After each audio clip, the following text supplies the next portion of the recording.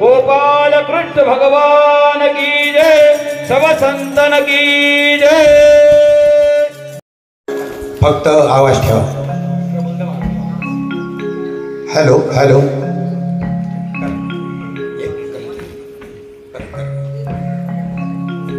Hello hello hello. हां ठीक आहे, तुमचं बघा हे करू.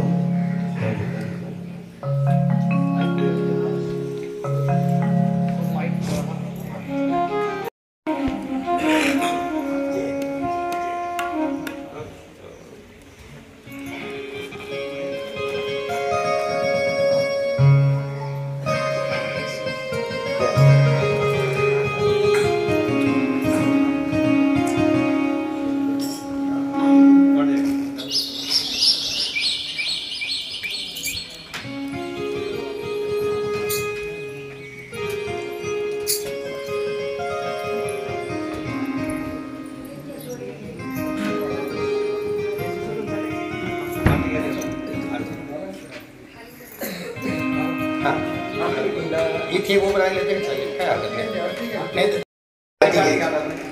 आहे तुमच्याकडे? हो हो.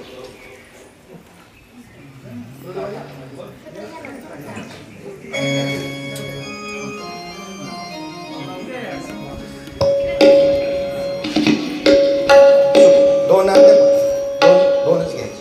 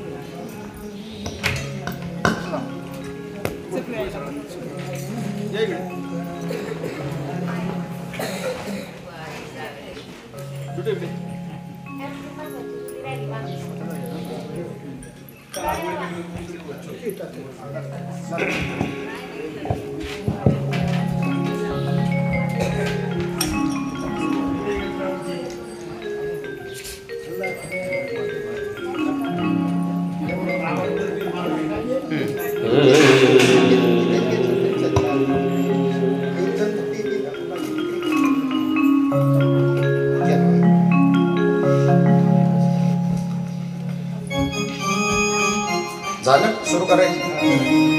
करा, सुरुवात करा. सुख करता दुख हरता वार्ता विघ्नाची हो वार्ता विघ्नाची पूर्वी प्रेरक पालयाची सर्वांगी सुंदर उसे नूराची हो उसे नूराची नक्की धडके माता पडाची. जय देव जय देव जय मंगल मूर्ती. देव जय देव जय मंगल मूर्ती. दर्शन माते मन कामना पूर्ती. जय देव जय मंगल मूर्ती. हो श्री मंगल मूर्ती.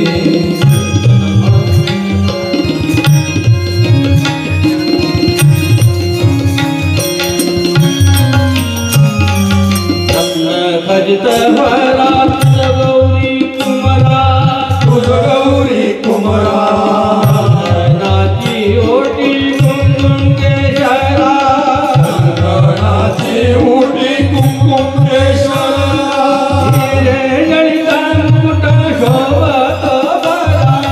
शोभत बरा. धुनती नूपुरी धुनती नूपुरी. चरणी घाबरिया. जय देव जय देव जय मंगल मूर्ती. हो श्री राम.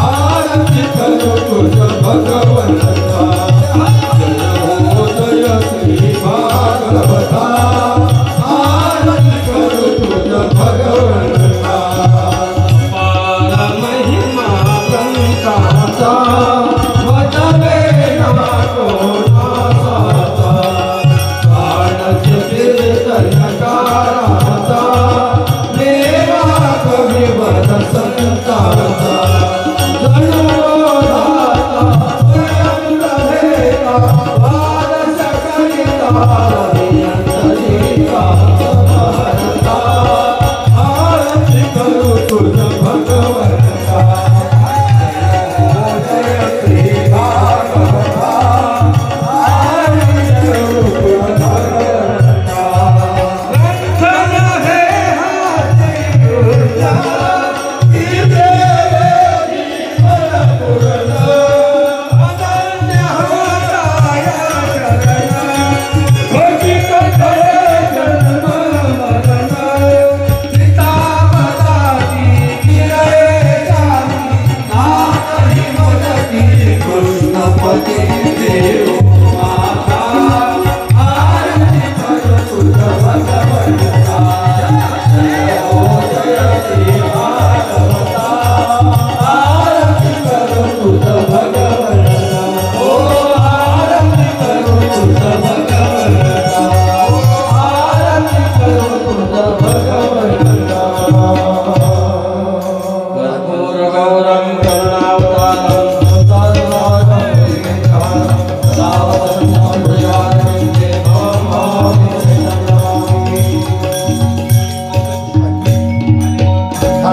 लोटांगण वंदिन चरण डोलावाहिन भूमते आनंद भोजन भाई भाई नमने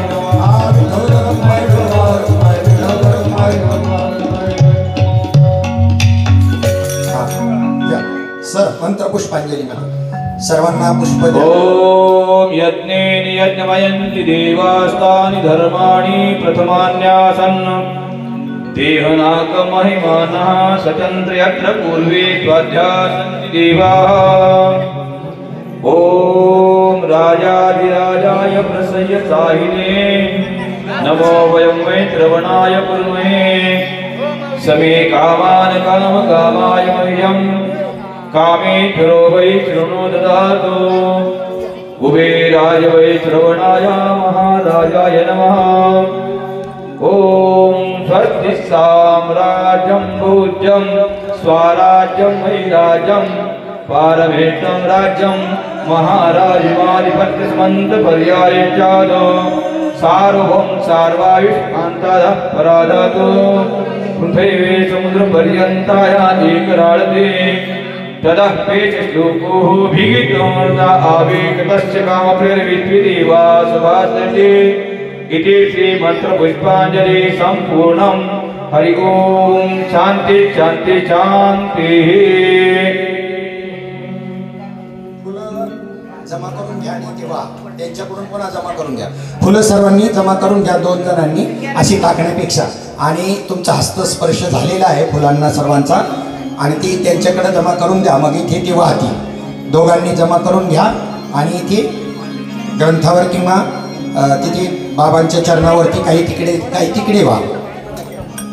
बसून घ्या सर्वांनी शांत. काही बाबांच्या पादुकांवरती चरणावरती काही फुलं वाहा आणि काही जमा करून द्या. बाकीचे इथे ग्रंथावर किंवा अधिष्ठानाच्या ठिकाणी समर्पित करा. अशी टाकण्यापेक्षा रोजची पद्धत अशी जमा करायची. एकाने दिल्यानंतर फक्त तुमचा हस्तस्पर्श झाला म्हणजे तुमच्याकडून ती परमात्म्याला पोहोचली असा त्याचा अर्थ आहे. म्हणजे इकडे तिकडे फेकली जाणार नाही आणि तुम्हालाही उठायचं काही कारण पडणार नाही. रोज लक्षात घ्या. खाली ठेव.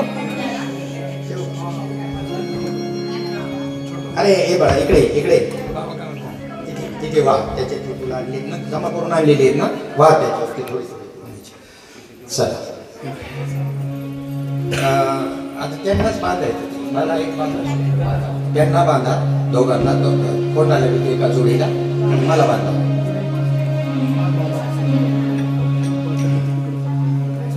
धागा बांधा.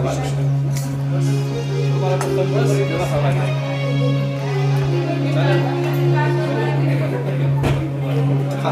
कुठे कुठे बसलं ते फक्त धागा बांधेपर्यंत तुम्ही धागा बांधा दोघांना. त्याच्यात नव्हतं का? नाही? बरं असू दे तर काय. हा, इथे बसा नाही तर समोर हा बसा बसलं की त्याच्या वेळेस तरी चालेल. रोज बसायचं कथेला कोणत्याही कारणास्तव खंड होता कामाचं नाही. हा शेवट करायचं दोन्ही टायमिंगला 10 ते 12 ते 5. उपवास धरता आला तर अजून नसेल धरला तुम्ही तर धरला तर चांगले आहे. नाही जमलं तर काही प्रकृती शकत नाही पण धरला तर चांगले आहे. रोज संध्याकाळी सोडायचं एक टाईम सकाळपासून भरायचं. ठीक आहे चालेल. चला आपण सर्वांना जय हरी सुरू करूया आपण कथेला.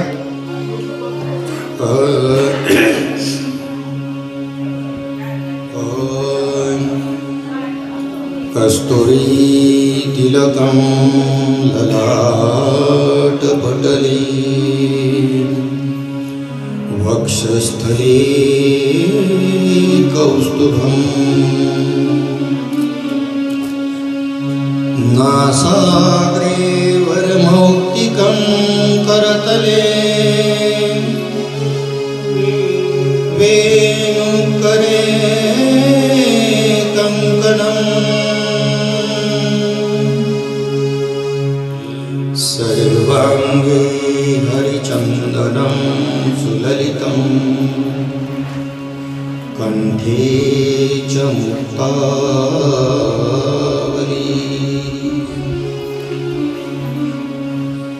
गोपश्री परिवेष्टितो विजयते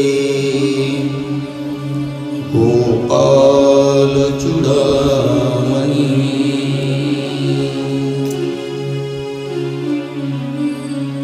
कृष्णाय वासुदेवाय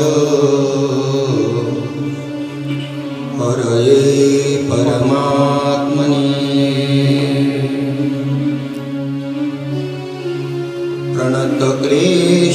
प्रणतक्लेशनाशाय गोविन्दाय नमो नमः।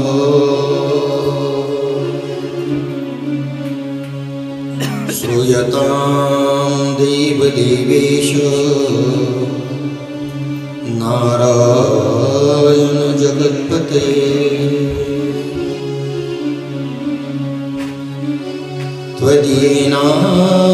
त्वदीयेनावधानेन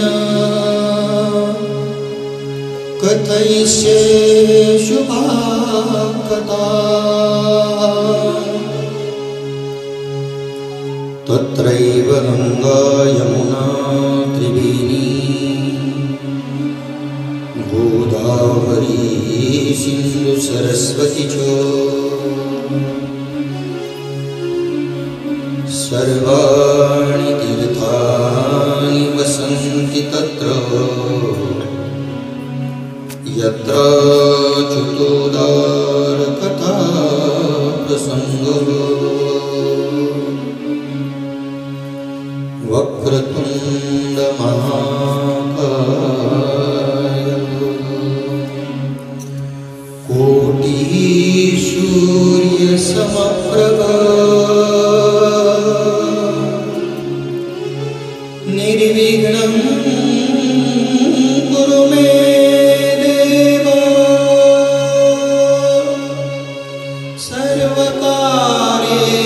सर्वकार्येषु सर्वदा सरस्वती नमस्तुभ्यं वरदे कामरूपिणी विद्यारम्भं करिष्यामि सिद्धिर्भवतु मे सदा चिन्तासन्तानहन्तारो यत्पादाम्बुजरेणवः स्वीयानान्तान् निजाचार्यान् प्रणमामि पुनः पुनः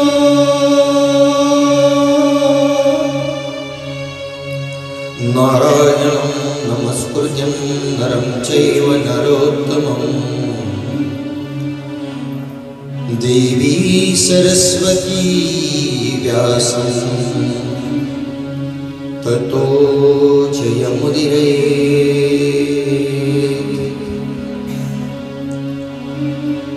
ब्रह्मानन्दं परमसुखदं केवलं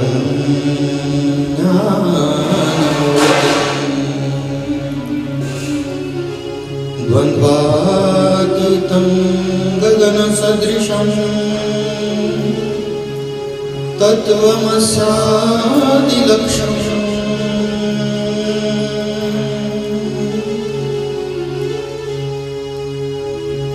एकं नित्यं विमलमचलं सर्वधी साक्षीभूतम् भावातीतं त्रिगुणरहितं सद्गुरुं तं नमामि।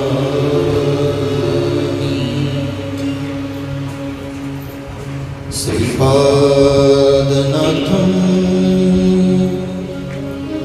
गुरुराजवर्यं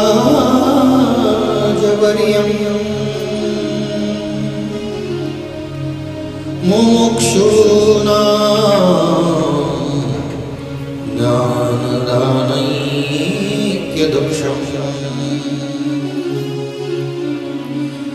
श्रीघोटिक्षेत्रे निवासम्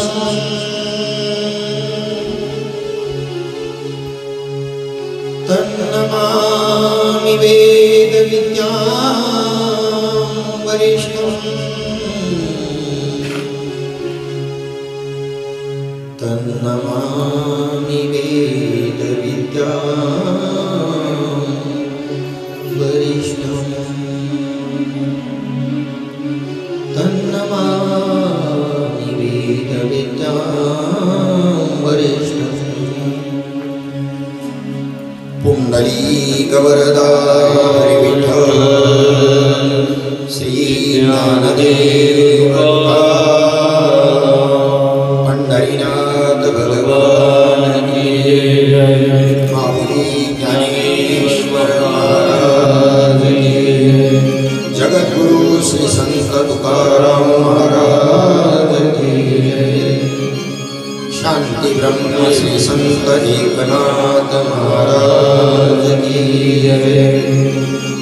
सद्गुरु सच्चिदानंद श्रीपाद भगवान की सच्चिदानंद रामदास भगवान की सच्चिदानंद नारायण भगवान की जय सच्चिदानंद रोहिदास भगवान की जय। अवधूत चिंतनं श्री गुरुदेव दत्त गोपाल कृष्ण भगवान की जय। सब संतन की जय। छत्रपति शिवाजी महाराज की जय। धर्मवीर संभाजी महाराज की जय। भारत माते की जय।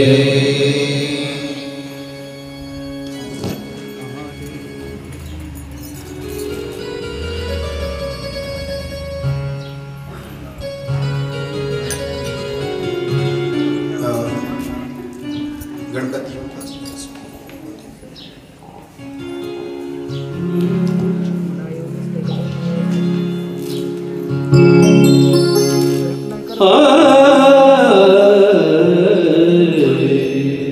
प्रथम तुला वंदितो कृपाळा प्रथम तुला वंदितो कृपाळा गजानना गणराया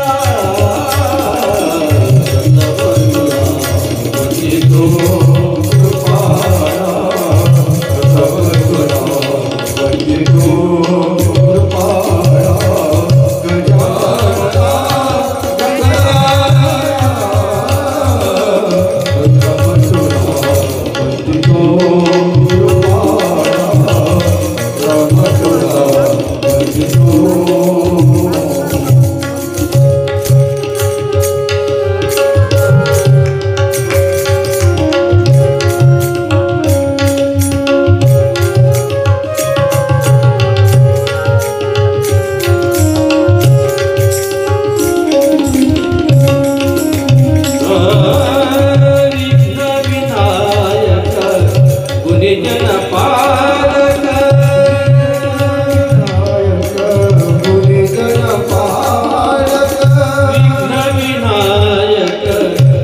जनपालक तुरीत तिमिर हारका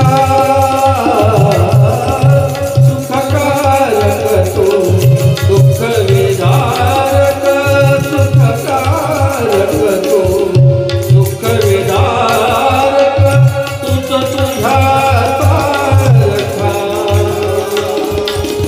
वक्रतुंड ब्रह्मांड नायका वक्रतुंड ब्रह्मांड नायका विनायका प्रभुराया तमतुला वंदितो गोपाळा तमतुला वंदितो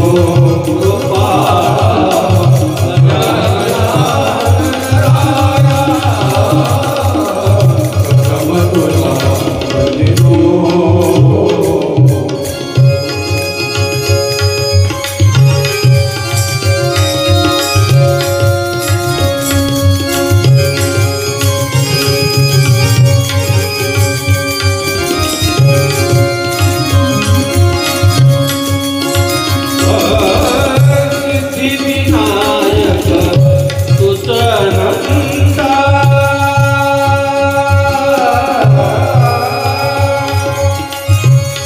सिद्धिविनायक तुझ नंदा शिवराजा मंगल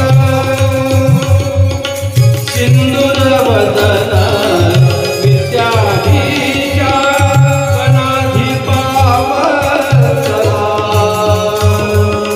तुझईश्वरा साह्य करावे तुझईश्वरा साह्य करावे आभवसिंधुतराया तमतुला वंदितो गोपाळा तमतुला वंदितो गोपाळा गजानना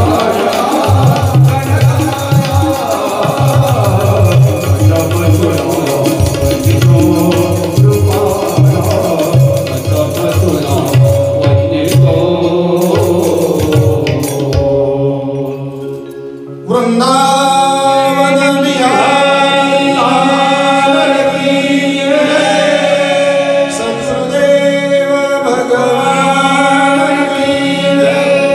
राधे राधे श्याम मिला दे। श्याम मिला दे। सद्गुरु सच्चिदानंद श्रीपाद बाबा, सद्गुरु सच्चिदानंद रामदास बाबा यांच्या चरणाचा आश्रय करून व्यासमुनिकृत शुकमुनिकृत असणाऱ्या श्रीमद भागवत कथेला आपण सुरुवात करत आहोत। हरिभक्तपरायण रंजनाई किशनराव गोदी यांचा अमृत महोत्सव 77वं वर्ष हे साजरं करत असताना त्या निमित्तानं हा अखंड हरिनाम सप्ताह सकाळीच याचा परिहार हरिभक्तपरायण गुरुवर्य पोपटबाबा आहेर यांनी कीर्तनाच्या माध्यमामधून दिलेला आहे। तरीही माझे मी इति कर्तव्य समजतो आणि हे तुम्हाला स्मरण करून देतो की कोळी कन्यापुत्र होती जी सात्विक तयाचा हरीख वाटे देवा। अनेक धनवान आहे जगामध्ये, परंतु परमार्थाकरता खर्च करण्याची वृत्ती त्यांच्याकडे असेलच असं मात्र नाही। त्याला अपवाद आहे तुमच्या अंगात, त्यांना तर स्तुती सुद्धा आवडत नाही, पण आता एवढं आम्हाला बोलावंच लागते, त्याला काही इलाज नाही, एवढं बोललंच पाहिजे की पहिल्यांदा मी परिचय करून देतो आमच्या गायक मंडळींचा।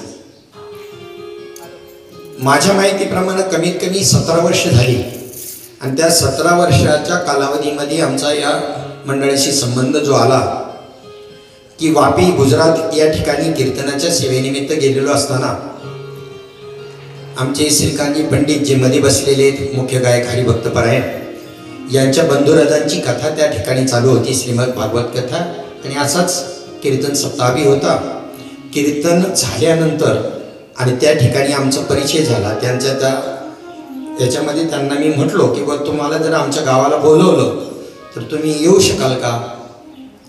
तत्पूर्वी या श्रीमद भागवत कथेची जी सुरुवात झाली ती म्हणजे अक्षरशः सत्यनारायण कथेच्या पद्धतीनं. सत्यनारायण कथेमध्ये 5वा अध्याय जो आहे त्या 5व्या अध्यायामध्ये ती बालगोपाळ मंडळी अरण्यामध्ये पूजा करायला बसले. आता बालगोपाळ मंडळींचं काय प्रत्यक्ष सगळ्या अशा वस्तू असतात असं नाही. सगळे मातीन दगड कुठे सोडून दुसरं काही नाही. त्याच्यातच एखाद्या दगडाला काय नाव ठेवायचं, एखाद्या दगडाला काय पक्वान्नाचं नाव ठेवायचं, कशाला पानाच्या पत्रावळी याला पत्रावळी पात्र म्हणायचं, असं करून ती कथा त्यांची संपन्न झाली. अंगध्वज नावाचा राजा तिथे आला आणि त्याने ती मुलांची ती काय केली ती पाहिली. त्यांनी तो प्रसाद घेतला. ही कथा त्याच्यामध्ये आली. त्यांच्या भावानुसार त्यांनी ती कथा केलेली आहे. त्या पद्धतीनं आम्ही आमच्या भावानुसार कथा केली. ते 9x20ची एक आणि 9x20ची एक शेजारी असं बोळ असल्यासारख्या 2 रूम होत्या आणि संकल्प केला श्रीमद भागवत कथा आपली घरातल्या घरामध्ये करायची. आणि किती माणसं 10 माणसं मोजून फक्त होती. साधक भरपूर पण बसायला जागा नाही. आता आम्ही तिथे करायचं ठरवल्यानंतर एक जणाला माहिती पडलं तर आम्ही 4-5 रूममधून मग छोटे छोटे स्पीकर लावून तसं नियोजन केलं होतं.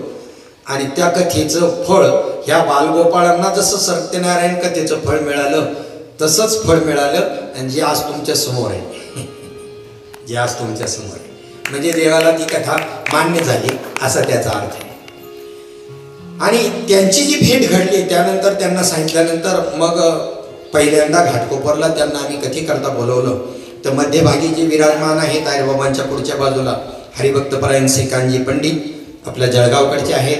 त्याच्यानंतर पलीकडे जे ऑर्गनवर बसलेले या ठिकाणी हरिभक्तपरायण मोहन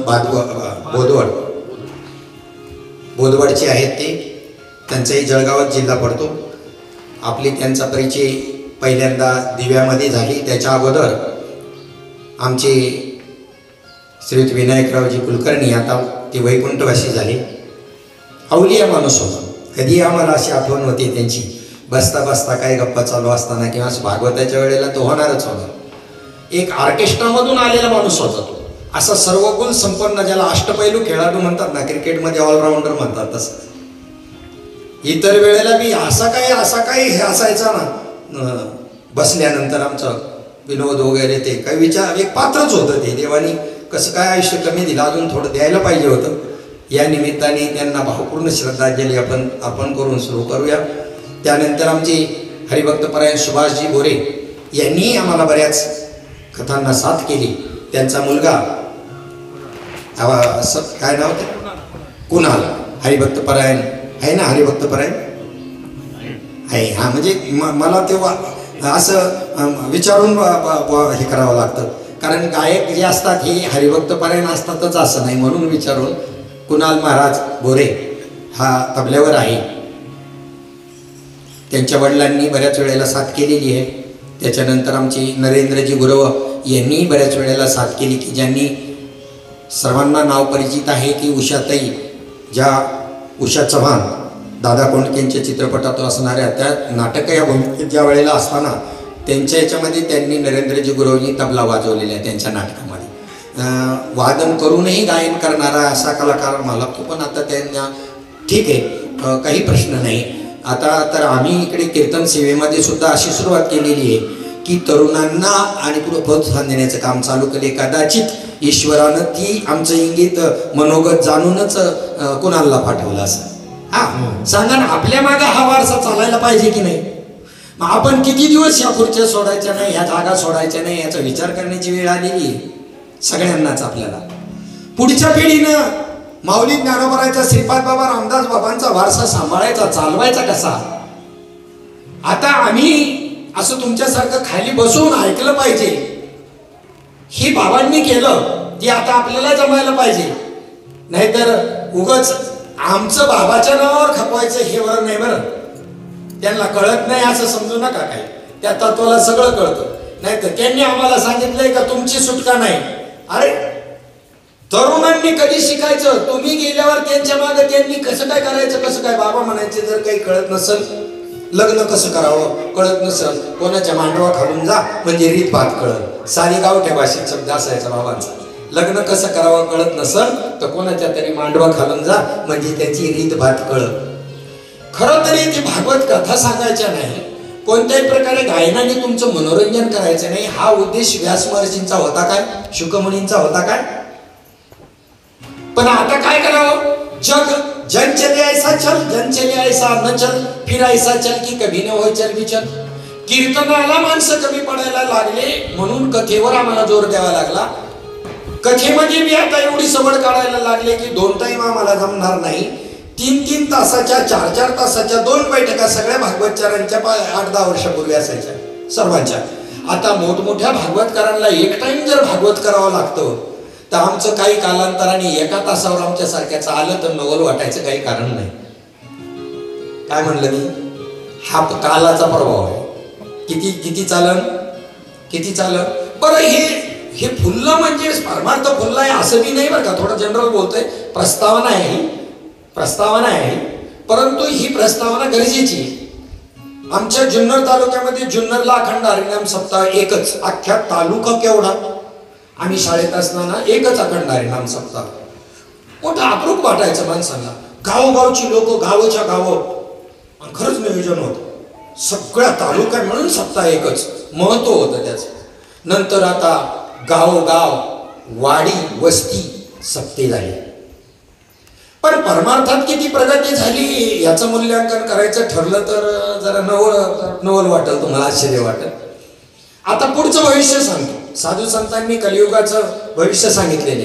कलियुगामध्ये काय होईल श्रीकांतजी? कलियुगामधचं भविष्य सांगताना त्यांनी काय सांगितलेलं आहे? ऐसा कलियुग आहे.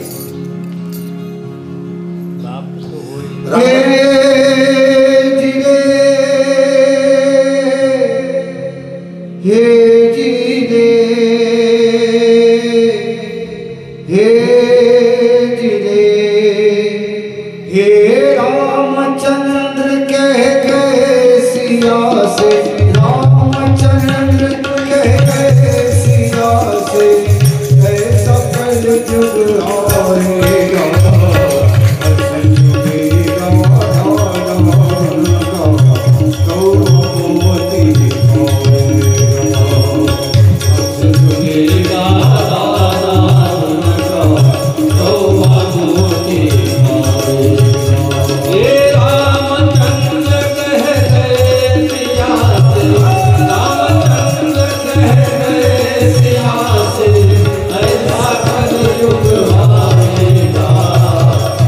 जुगेगा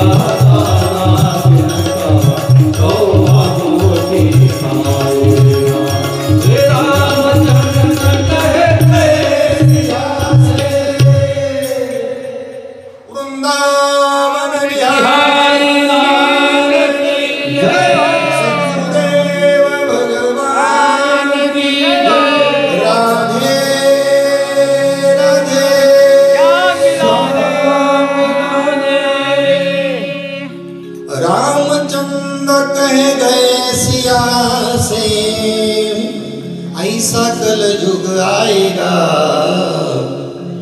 हंस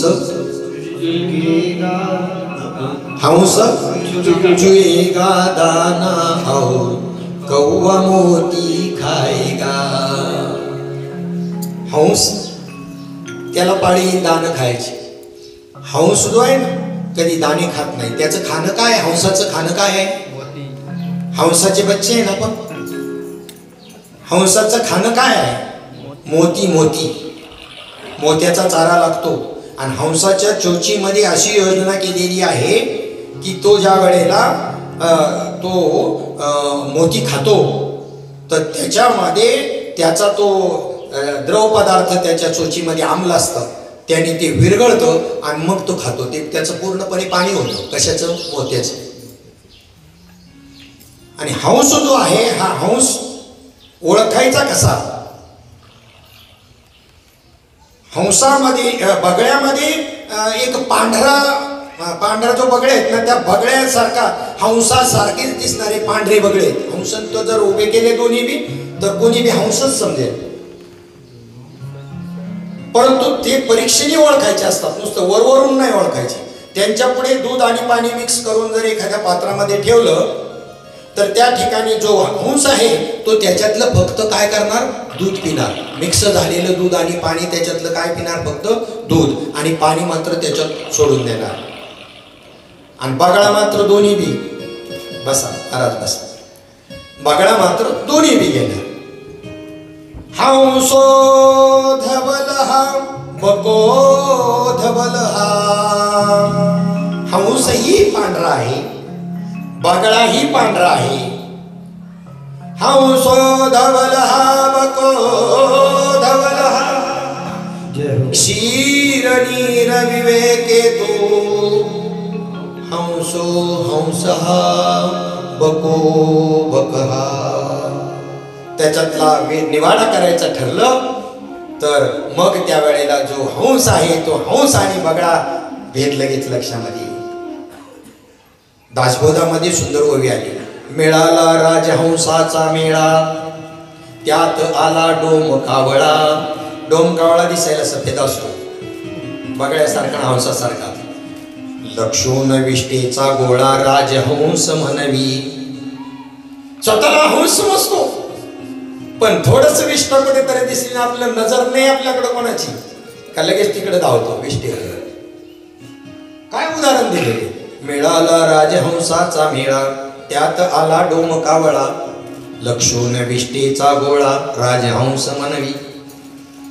मग आता हंसाच्या ठिकाणी निवाडा करण्याची पद्धत आहे म्हणून त्याला हंस म्हणतात. असे हंस आपण झालेलो असेल तर बरोबर आहे, म्हणण्याने नाही ठरत हंस. क्षीर निर्विवेक करता आला तसं इथं सार काय असार काय, नित्य काय अनित्य काय, योग्य काय अयोग्य काय याचा निवाडा ज्याच्या बुद्धीमध्ये होतो त्याला हंस संप्रदाय प्राप्त झाला. नाही तर म्हणायला नुसता आम्ही संप्रदायिक असतो. मग या कलियुगाचं भविष्य सांगताना सांगितलं की या ठिकाणी हंसाला दान खायची पाळी येईल. कोणाला, हंसाला. आणि कावळ्याला मात्र मोती खावायला मिळते. पण कावळा सुद्धा जर मानसरोवर ते गेला स्नान केलं ना त्या तळ्यामध्ये, त्या तळ्याचं महत्व असं आहे की तो सुद्धा हंस रूपाला प्राप्त होतो. कारण पहिला तो हंसच आहे. प्रत्येक जण पहिला काय, अजामेळ पहिला दुष्ट दुराचारी नाही, व्यभिचारी नाही, पहिला ब्राह्मण आहे. आपण सगळे पहिले ब्राह्मण आहोत. कोण आहोत, पहिले कोण आहोत आपण, ब्राह्मण आहोत. स्वतः ओवेसीनं कबूल केलं हे की पार मुळाकडे नेलं त्याला. तर म्हणले ब्रह्मदेवापर्यंत गेल्यानंतर हिंदू मुस्लिम राहिला कुठे. मग तुम्ही राम तिथपर्यंत मागे गेला तर तुम्ही पहिले कोण होता, तुम्हाला हे स्वीकारावं लागेल. त्यांनी स्वीकारलं, म्हणले हो बरोबर आहे. असुद्दीन ओवेसीने सुद्धा संसदेमध्ये कबूल केलं मागे. तर सांगण्याची गोष्ट अशी आहे, वास्तविक पाहता हा जाती गोतीचा मामला नाही, जाती गोत्याचा मामला नाही. आम्ही कधी कधी म्हणायचं यांची चुलते होती का कोण होती ती माहित नाही, पण आपल्या वारीमध्ये पहिल्यांदा असायचे माणिकराव ना, हा त्यांना म्हणायचं आम्हाला सगळीकडे आपण तुमच्या गोत्यात नेऊ नका. गेले पण त्यांनी आम्हाला पण त्यांनी नाही आणलं तर यांनी आणलं गोत्यामध्ये आम्हाला. असं गोत्यात म्हणजे ह्या तुमच्या गाणं गोतात. आणि व्यवहारात माणूस काय म्हणतो, हे मला गोत्यात आणशील बरं का, असं नको करू. गोत्यात आणशील का म्हणजे अडचणीत आणशील का, दोन शब्दार्थ होतात त्याचे. तर सांगण्याचं तात्पर्य असं आहे की या कलियुगाचं भविष्यच असं सांगितलंय. इथं चिंता करण्याचं अजिबात कारण नाही. असं व्हायला पाहिजे तसं व्हायला पाहिजे. तो जीवन जगू शकत नाही ना आनंदाने ते कधीच जगणार नाही. जसं असेल तसं याच्या मागे ईश्वर नियंत्रण आहे की नाही. बांगलादेशात अमुक झालं, आपल्या देशात होय ना, आपल्या घरात होय ना, काय फरक पडतो आणि होणार नाही कशावरून. हे दुनियादारीमध्ये सुद्धा जो स्थिर राहतो त्याला खरं परमार्थ काळ. ही काय होतं हे माहितीये का, एक चांगला उच्च प्रतीचा साधक, एक प्रोफेसर राजगुरुनगरमध्ये असणारा तो मार्कड, त्याचं डोकं खराब झालं आणि नको ती लिहिलं संप्रदायावरती. अनुग्रहित माणूस, अनुभव आलेला माणूस, नको ते लिहिलं, नको ती टीका केली, पुस्तकं काढून.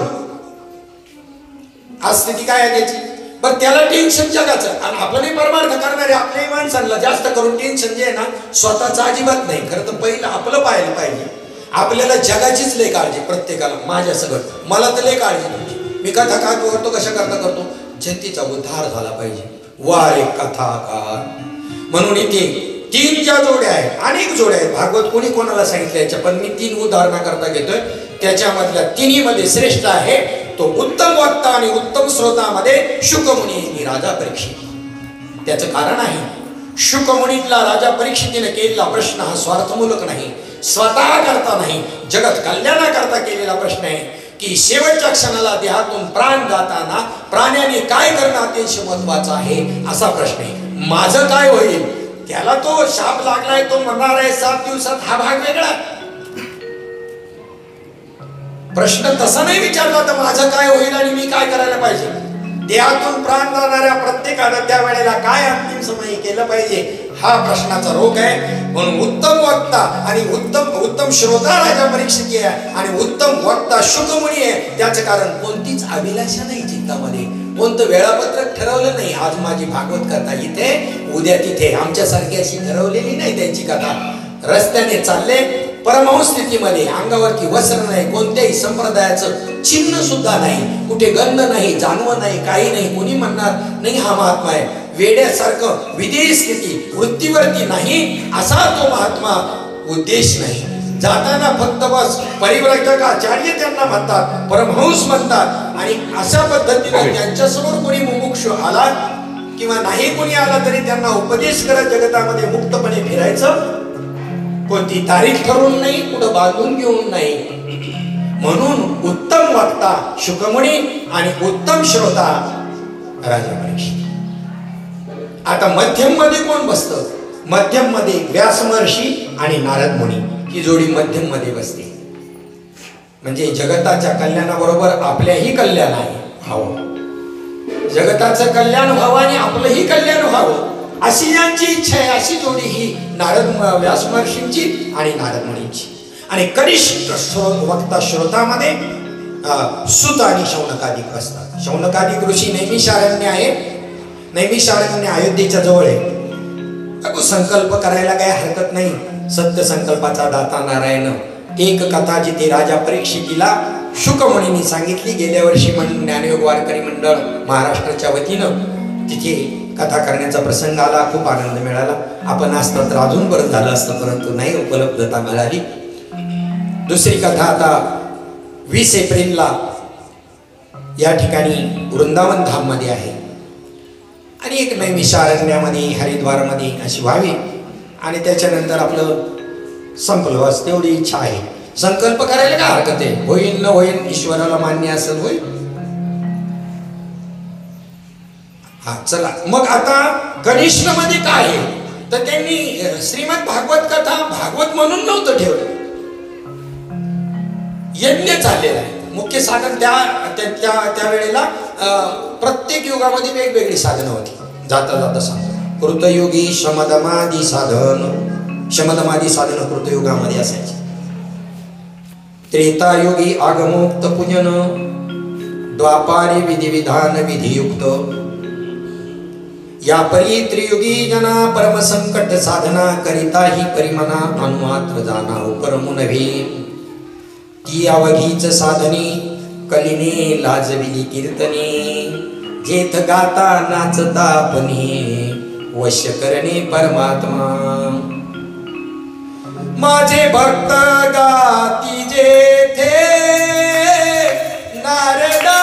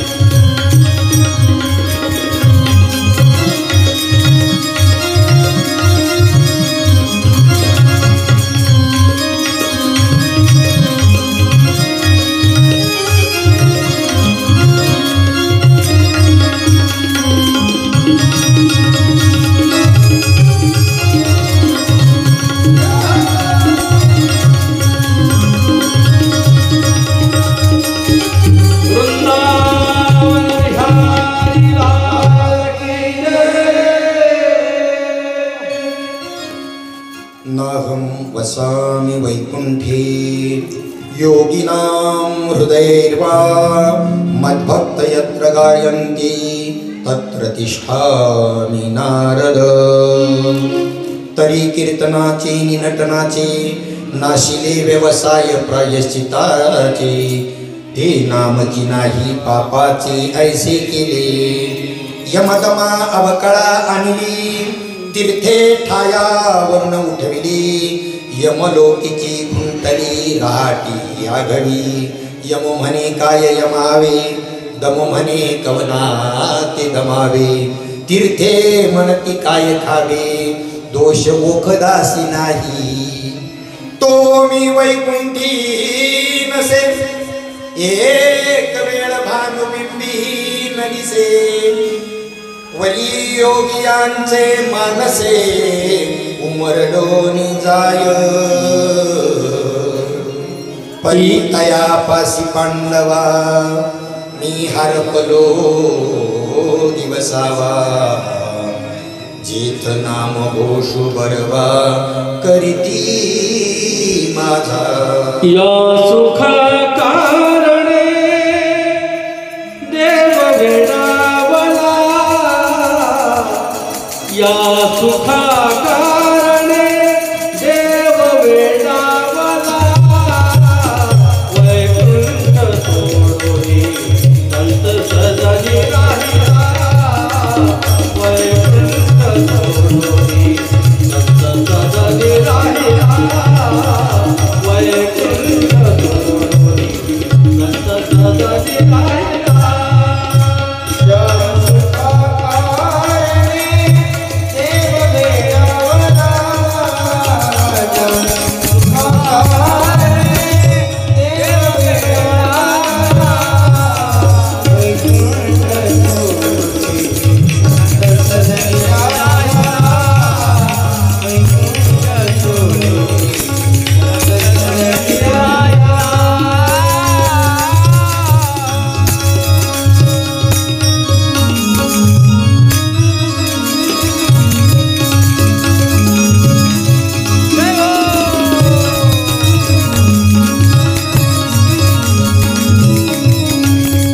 अन्य धन्य ते वैष्णव सदान. तेथे लक्ष्मी सहिता शोभे नारायण. वैष्णव सदान. तेथे लक्ष्मी सहिता शोभे नारायण. या सुखा कारणे देव वेडावला. या सुखा कारणे देव वेडावला.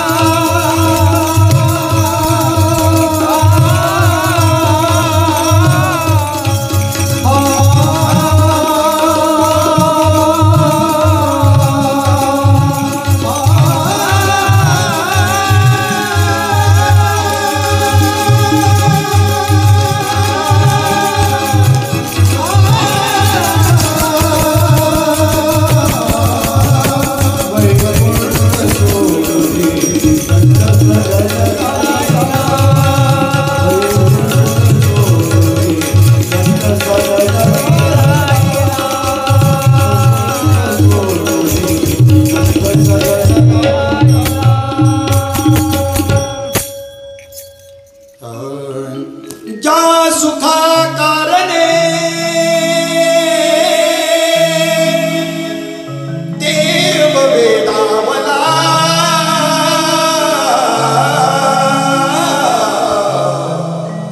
वैकुंठ सोडोनी संत सदनी राहिला.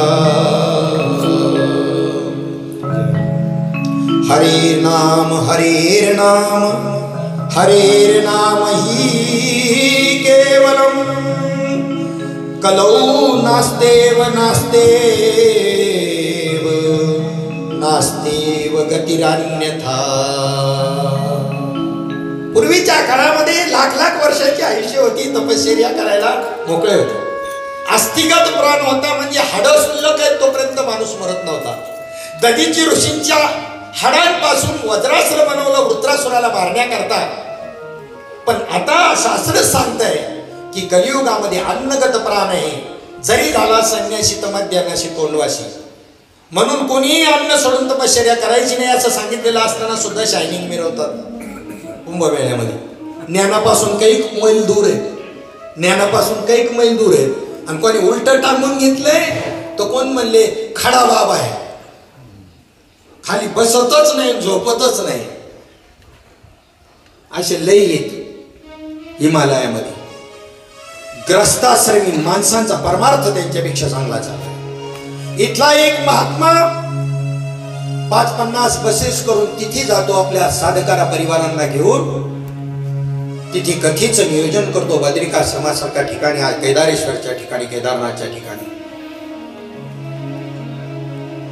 आणि कथेचे त्या ठिकाणी, कथेच्या ठिकाणी यांना आवड आहे का? देवाकरता जोग घेतलेला आहे. देवासाठी घेऊन जोग अवघा भोग केलेला. आणि बिळात बसले. निदान परमात्म्याची कथा चालू आहे, ज्याच्या प्राप्ती करता आपण या हिमालयात आलोय सगळं सोडून देऊन. कथा चालल्यावर ते यावं ना. पण कथा संपल्याची घंटा वाजल्यानंतर बिळातून बाहेर पडायची कशाला? हा, आणि पुन्हा बिळामध्ये जाऊन बसायची. वावडं होतं का काय त्यांना कथेचं काय माहिती. म्हणजे ही शोकांतिका, हे कलियुगाचं महात्म्य आहे. मग अशीच पाहिलं आपण. नाथ महाराजांनी या कलियुगाचं भविष्य सांगताना काय सांगितलेलं आहे? कलियुगाचं महात्म्य म्हणून सांगितलेले अभंगामधून की या ठिकाणी या कलियुगामध्ये हा कालाचा प्रभाव आहे. कोणालाही दोष द्यायचा नाही, कुणालाही दोष द्यायचा नाही. कशाचा प्रभाव आहे? हा कालाचा प्रभाव आहे. या कलियुगामध्ये 5 वर्षाची नार भ्रतार मागेल, 6 वर्षाची नार गर्भीन राहील. कलियुगामध्ये 10-12 झुंजाट सुटेल. आता सुनामी पाहताय, वादळ किती किलोमीटर वेगाने काय काय होते सगळं पाहतोय. हे पहिलं चरण चालू आहे. अजून पहिल्या चरणातली किती वर्ष झालेत? 5,500 वर्ष झालेत फक्त कलियुगातली. बरं, हे कलियुग 28वां चालू आहे. माहिती देतो, प्राथमिक माहिती. कितवं आहे हे युग? कलियुग कितवं आहे? हे 4 युग आहेत. कली, कृत, त्रेता, द्वापार आणि कली. मग 4थं युग नाही चालू. हे ह्या 4 युगांची एक चौकडी, त्याला महायुग असं म्हणतात. असं हे 28वां कलियुग चालू आहे. म्हणून नवनाथ ग्रंथात सांगितले, हनुमंता तू 99 हनुमंत आहे, मी 99 राम आहे. पहा, लक्षात आलं. कितवा आहे मी? हनुमंता तू कितवा आहेस? 99 हनुमंत आहे. मी राम कितवा आहे? 99 आहे.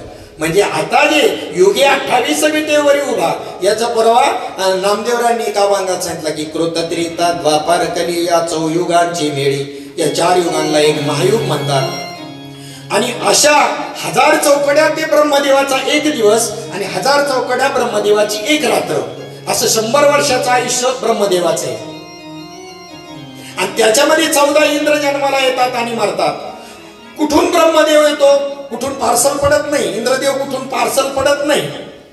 तुमच्या आपल्या मनुष्य देहामधून ज्याने मनुष्य देहाला येऊन 100 यज्ञ केले, अश्वमेध यज्ञासारखे, राजस्व यज्ञासारखे, तो इंद्र होतो. पुरावा 15वा अध्याय ज्ञानेश्वरी मधला. ते ज्ञान जयाची हाती, तोची समर्थ येथे मुक्ती. ते ज्ञान ज्याच्या हातात आहे तोच मुक्ती द्यायला समर्थ आहे. सिद्धांत आधी, दृष्टांत नंतर. पहा काय कला आहे माऊलींची. आधी दृष्टांत बरेच ठिकाणी दिले, परंतु इथे मात्र सिद्धांत आधी, दृष्टांत नंतर. का शतमक संपत्ती इंद्राची हा दृष्टांत दिला. म्हणजेच इंद्र कोण होतो हे दृष्टांतात सांगितलं. 100 यज्ञ मनुष्य देहाला येऊन केल्यानंतर तो कोण होतो? इंद्र होतो. मनुष्य देहाला येऊन ब्राह्मण जन्म प्राप्त झाला आणि 100 यज्ञ केले, तो ब्रह्मदेव होतो. आपलं बघा आता, गाजराची पुंगी वाजली तर वाजली, नाही तर मोडून खायची. अल्प आयुष्य मानव आयुष्य मानव देह अल्प आयुष्य मानव देह शतगणिले काय शतगणिले काय मध्ये बालत्व पीडा रोग व्यय मध्ये बालत्व पीडा रोग काय भजनाची उरले ते पाहेला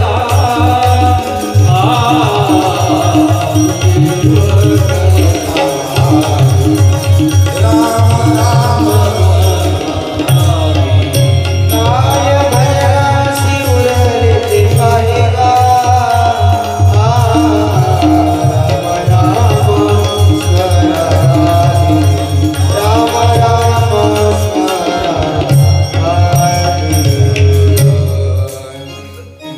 अल्पायुष्य मानव देह शतगणिले ते अर्धरात्र खाय 100तले 50 झोपेत गेली आणि मधल्या 50 मध्ये मध्ये बालत्व पीडा रोग क्षय काय भजनासी उरले ते पाहिला राम राम स्मरा सच्चिदानंद श्रीपाद बाबा विनोदांनी सांगायचे आम्ही जेवायला आधी सगळ्याच्या आधी नंतरच्या पंक्तीला राहतो का नाही तुटून पडत त्यात पहिल्या पंक्ती म्हणजे इथे नाही किंवा जिथे विश्वास तयार झाला ना की शेवट 1 तास जरी पंक्ती चालल्या तरी शिल्लक राहते तिथं माणसं गडबड करत नाही हा दोष कोणाचा आहे त्यांचा नाहीये गर्दी करणाऱ्यांचा दुसऱ्या पंक्तीला संपादय तर गडबड नाही करतील तर काय करतील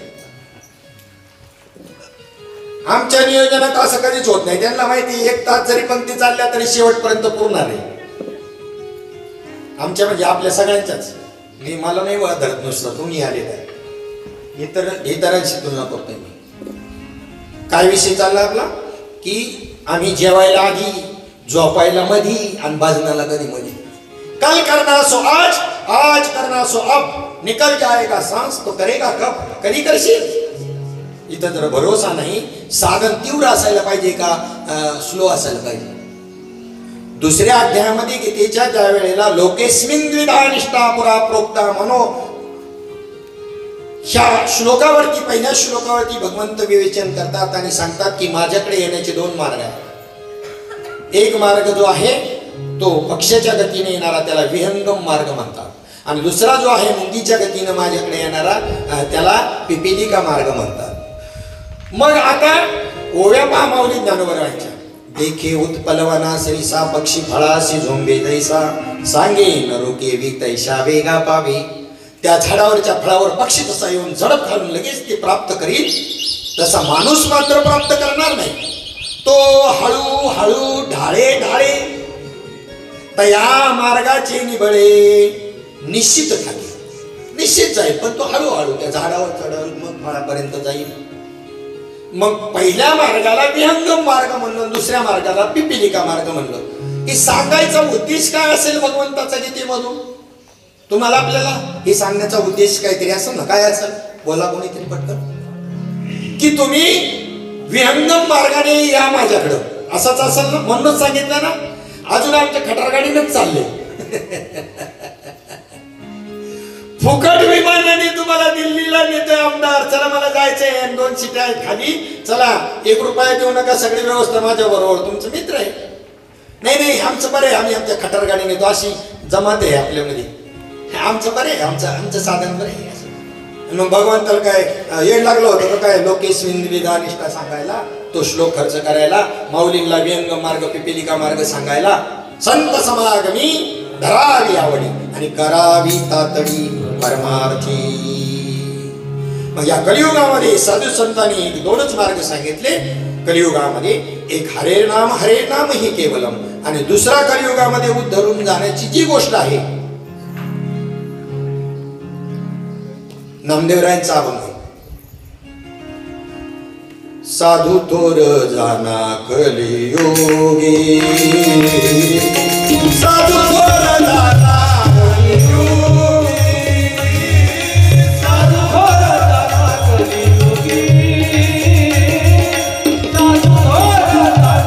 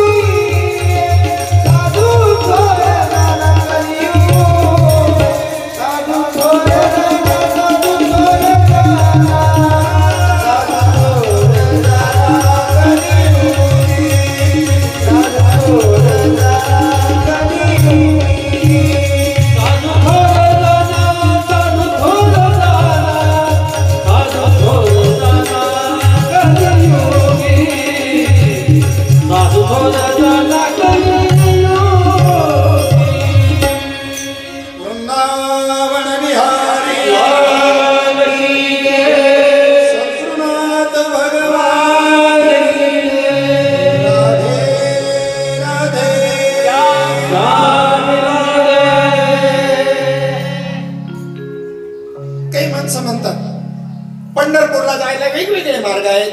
तुम्ही त्या रस्त्याने जाता, आम्ही या रस्त्याने जातो. बरोबर आहे. एकच रस्ता थोडाच आहे पंढरपूरला जायला.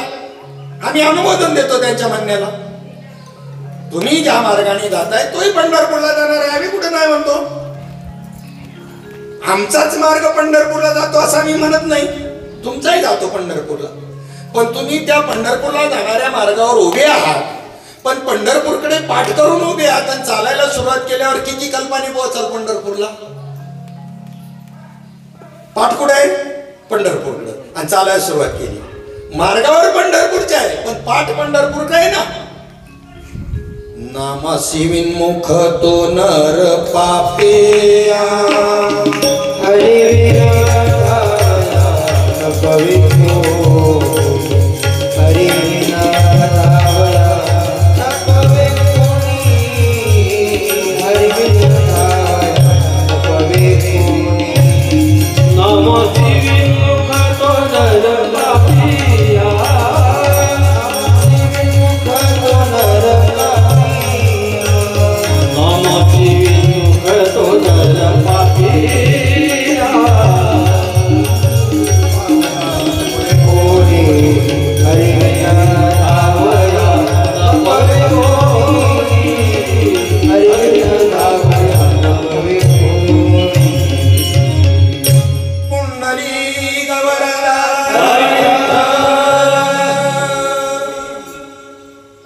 पुंडलिकाच्या भावार्था वैकुंठी ऊन झाला येता. काय केलं त्यांनी? जे तुम्ही करताय तेच पुंडलिकाने केलं. पहिल्यांदा असं नाही केलं, तुम्ही तरी पहिल्यापासून करतात. पहिल्यांदा पुंडलिक कसा होता? आमच्या गावाला भजन म्हणतात. आई बापाच्या गळ्याला दोर बाईल खांद्यावर, पुंडलिकाला देव भेटले चंद्रभागेच्या तीरावर. पुंडलिकाला देव भेटले चंद्रभागेच्या तीरावर. आई बापाच्या गळ्याला दोर बाईल खांद्यावर, पुंडलिकाला देव भेटले चंद्रभागेच्या तीरावर. असा प्रकारचा ग्रस्त होता. पण ज्या वेळेला जिथे आता मंदिर आहे, आता सध्या मंदिराच्या कळसाच्या खाली थोडस इथपर्यंत पाणी आले. मागच्या हप्त्यामध्ये उजनीचं पाणी सोडल्यानंतर 100% उजनी भरलं. तर त्या ठिकाणी बसलेला होता, तिथं त्याला लोहदंड तीर्थ म्हणतात. जिथे मंदिर आहे तिथेच. आणि ज्या वेळेला तिथे बसलेला असताना घटना अशी घडली, 3 स्त्रिया अशा मलिन कळकटलेलं शरीर, वस्त्रही त्याच पद्धतीचं, जाताना त्याची सहज नजर गेली. आणि थोड्या वेळानंतर 1 तासानंतर येताना पाहिलं तर निर्माळ दिशी सफेदी. पुढे गेला, त्यांचं दर्शन घेतलं. आपण कोण? जाताना तर अशा होत्या, येताना अशा आल्या. कशामुळं? तुझ्यासारखे दुष्ट, मी गंगा, ही यमुना आणि ही सरस्वती, तुझ्यासारखे दुष्ट आमच्यामध्ये स्नान करतात आणि ही मलिनता प्राप्त होते. आणि साधूच्या दर्शनानं आम्ही पुन्हा अशा स्वच्छ होतो. कुकुट मुनींचा आश्रम आहे, त्यांच्या दर्शन करून आलो आणि मग आमच्या पूर्वरूपाला आम्ही प्राप्त झालो. तुम्ही आपण तीर्थाला जायचंय आपलं पाप घालवण्याकरता. साधू संत तीर्थाला जातात तीर्थाचं पाप घालवण्याकरता. कशामध्ये? कशामुळं? ते कशाला जातात? तीर्थाचंही पाप घालवण्याकरता. आणि अशा पद्धतीनं तिथे त्याला झटका बसला. आणि खटका म्हटलं त्याचा झटका बसल्याबरोबर तिथून पुढे बदल केला.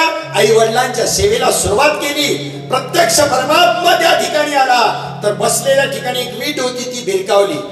आई सकाळी सारे तू दिट मागे भिरकाविली विठ. आणि त्याच्यावर उभं केलं. उगे 28 वेतेवरी उभा वामांगी रकुमारी.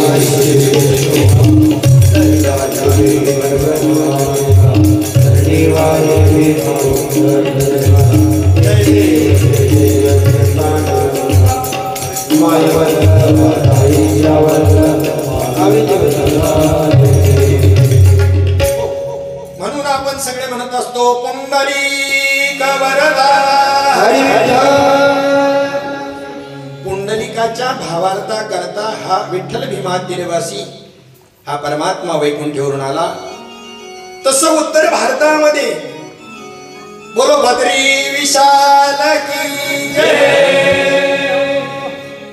तर त्या त्या बद्रीनाथामध्ये विशाल नावाचा जो राजा होता त्यांनी सुद्धा अशाच पद्धतीनं सेवा केली आणि परमात्मा प्रत्यक्ष तिथे आला. म्हणून इथे पुंडलिक वरदा म्हणण्याची पद्धत आहे. तिथे बद्री विशाल की जय. इथे सुद्धा रुक्मिणी स्वतंत्र मंडपामध्ये आहे. भगवान परमात्मा स्वयंभू स्थितीमध्ये आहे पंढरपूरला. गावाला जर मंदिरं बनवली तर स्वयंभू नाही बनवायची, विठ्ठल रुक्मिणी सहित बनवायची, ग्रस्ताश्रमी आपण. पण पूजेमध्ये मात्र स्वयंभू मूर्ती असावी असं शास्त्र आहे. फक्त विठ्ठल परमात्मा स्वयंभू. तसंच तिथे बद्रीनाथला जर तुम्ही गेला तर तिथे सुद्धा लक्ष्मी स्वतंत्र आहे, बाजूला आहे. याच्या मागचं काही कारण आहे की नाही, मीमांसा कारण आहे त्याचं. मग अशा या विशाल राजाच्या ह्या बद्रीनाथला जाताना त्या ठिकाणी त्या बद्री विशाल क्षेत्रामध्ये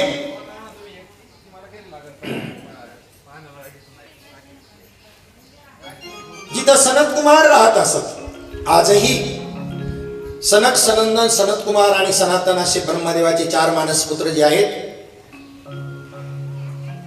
5 वर्षाच्या बालकासारखे देह आहेत आणि जसेच्या तसे. अजूनही त्यांच्या देहाला काही झालेलं नाही, दिव्य देहाने. अधिक नरनारायण नावाचे 2 ऋषी प्रत्यक्ष महाविष्णूचे अवतार आपल्या सर्वांच्या कल्याणाकरता बद्रीनाथमध्ये तपश्चर्या करतायत.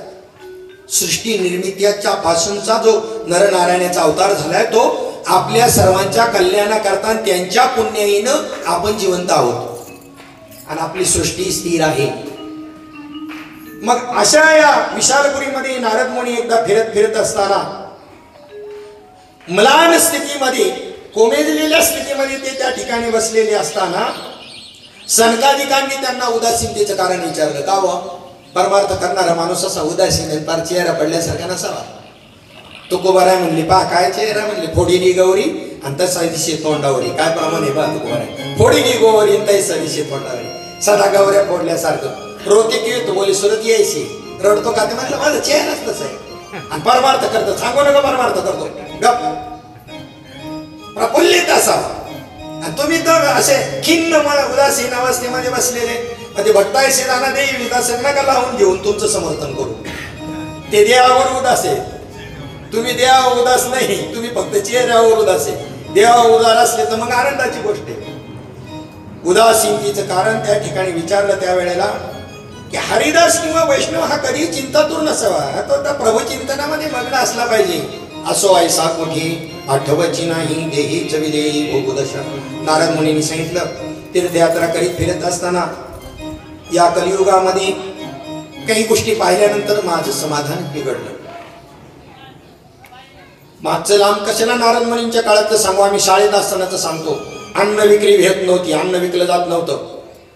रोजाने माणसे यायची, पैसा नव्हता, कॅशलेस व्यवस्था आता नाही. आता 80% कॅशलेस व्यवस्था जी चालली त्याच्यामुळे भ्रष्टाचार खूप कमी झालेला आहे. नोटबंदी आणल्यामुळं अतिरेकाचे काय फणे ठेचले गेले, ध्यानात ठेवा. आणि आता जे सत्तांतर झालं ते सत्तांतर निवडणुकीचं पोल त्या ठिकाणी निवडणुकाचं मतदानाची मोजणी चालू असताना धुमाकूळ घालायला सुरुवात केली काश्मीरमध्ये झाली होती. आणि सरकार स्थापन झालं कसं काय असेना, काठावरचं का असेना, आणि लगेच तुरंत कारवाई केली, त्यांच्या मुसक्या बांधल्या. अजून लोकांना कळना अरे कांद्यावर याच्यावर सरकार पेट्रोलच्या भावावर निवडून द्यायचं असतं काय? देशात दुसरे प्रश्नच नाहीत का काही? अमेरिकेमध्ये एकदाच बॉम्ब हल्ला झाला, त्यानंतर किती वर्ष झाली आता माझ्या लक्षात नाही. तसं हे सरकार सत्तेवर आल्यानंतर तेव्हापासून आतापर्यंत देशामध्ये बॉम्बस्फोट नाही. काय पाहिजे तुम्हाला? रोज 10, 50, 100 मारली गेली पाहिजे, तर कांद्याला बाजार 100 रुपयाचा आला पाहिजे असं पाहिजे का तुम्हाला? नागरिक म्हणून कर्तव्य. आज बांगलादेशात काय चाललंय पाहताय तुम्ही, बातम्या पाहताय. ही स्थिती आपल्याकडे यायला आता त्यांच्यावर कारवाई झालेली आहे. जे कोणी बोलले तिथे संसदेमध्ये, म्हणजे तुमचाही करायचा असाच उद्देश आहे आणि करतील नाही स्वार्था करता. यांना काय पडलेलं आहे? चला आता आपला विषय तो नाही, पण जाता जाता का बोलू नये आम्ही बी या विषयावर. मग अशा पद्धतीनं त्या ठिकाणी मी फिरत असताना त्या ठिकाणी इथे अन्न विक्रय होऊ लागला. नाही कथा विक्रय होऊ लागला. अन्न विक्रय झाला असता तरी हरकत नव्हती. हे अन्न विकलं जात नव्हतं. रोजानी माणसं आले त्यांना धान्य दिलं जायचं, पैसे नाही.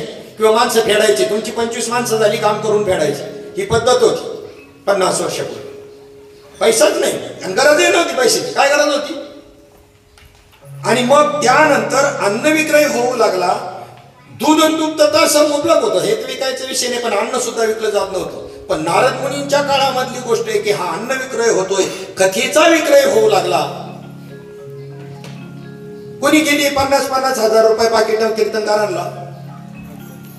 रामभाऊ महाराजांना विचारा, गुरुवारी रामभाऊ मा गाथा म्हणते, पोटच्या तिडकीने पोट तिडकीने बोलते.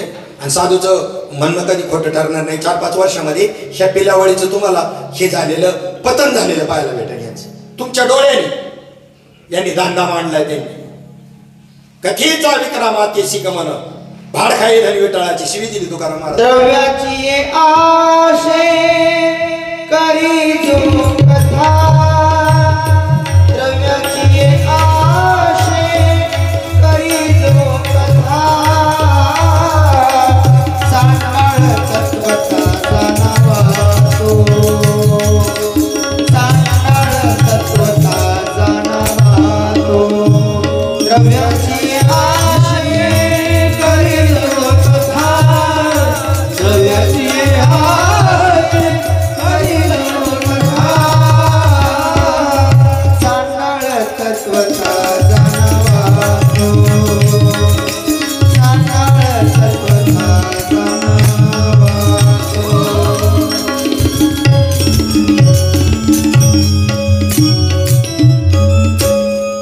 द्रव्याची आशे करील जो कथा, जाणावा तत्वता चांडाळ तो. किंवा कथा करून या द्रव्य जी घेती, मार्जारती होती जन्मोजन्मी. मांजर होत्यात जन्मोजन्मी, एकदा एका जन्मात नाही. लोभाचं प्रतीक म्हणजे मांजर आहे. किती खायला घाला तिला, त्यांनी उघडं काय पाहिलं का त्या दुधामध्ये त्याचं तोंड घातलंच, पार टम फुगत पर्यंत तुम्ही घातलं तरी, कारण त्याचा स्वभावच आहे तो, रसायनचा स्वभावच आहे, काही कमी नाही. पण हे तुम्हाला काय वाटतं, आपल्याकडे नाही असं कोणी म्हणायचंय का? जो जास्त रडतो ना बाबाच्या नावाने, तेच पाकिटं फेकणार आहेत. मी दाखवून देईन का त्यांना धंदा करायचा त्यांच्या नावावर रडून, आणि इकडे पाकिटं फेकून देतात कमी आहे म्हणून. लहान छानस्पद आहे. आणि हे पाहवलं नाही कोणाला? नारद मुनीला. म्हणजे अन्न विक्रय होऊ लागला, कथेचा विक्रय होऊ लागला. आणि तेव्हापासून ही पवित्रता कलियुगामध्ये जी नष्ट झाली. कलियुगाचे हे दोष पाहत पाहत फिरत फिरत नारद मुनी वृंदावनामध्ये आले.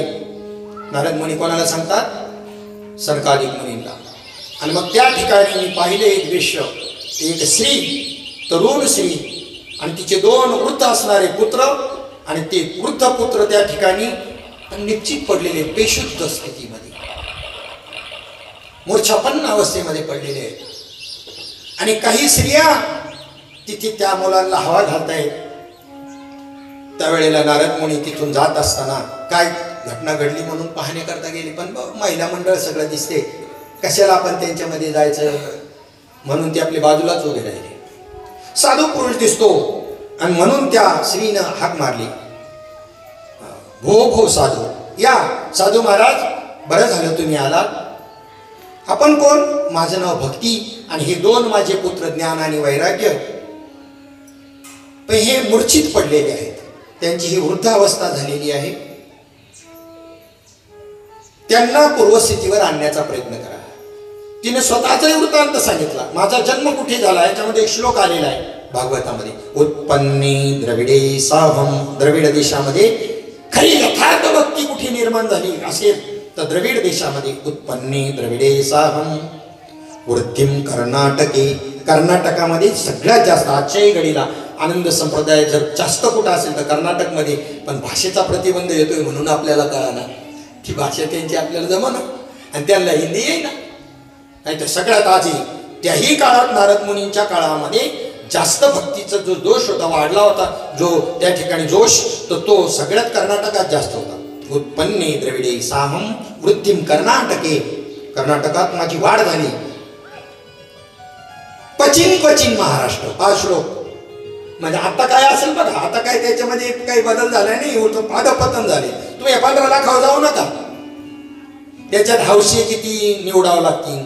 गौशी म्हणजे पाकिट मार्गे, आणि नवस करून जाणारे नवसाची पूर्तता झाली. हजेरी नाही लागत वारी झाल्याची बरं का. नवसाला गेले. सेना महाराजांच्या जीवनात घडलं होतं.